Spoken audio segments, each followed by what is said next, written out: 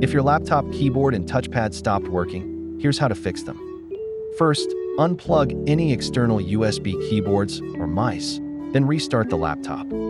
Power cycle. Shut down completely. Remove the battery if possible. Wait 10 seconds, then reboot.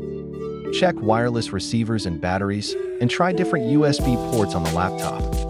If the issue persists, reboot into BIOS or UEFI to confirm the internal keyboard and touchpad are enabled. In BIOS, enable the internal pointing device or internal keyboard option, save and exit. Back in Windows, open Device Manager by pressing Windows +R and typing dev.msc. Expand keyboards and mice and other pointing devices to check for disabled devices or warning icons. If a device shows issues, right-click it, choose Update Driver, or uninstall then restart to reinstall. Adjust power options. Open Power Settings, disable USB Selective Suspend, and disable power saving on USB hubs. Test with an external USB keyboard to determine whether it's a hardware failure or software issue.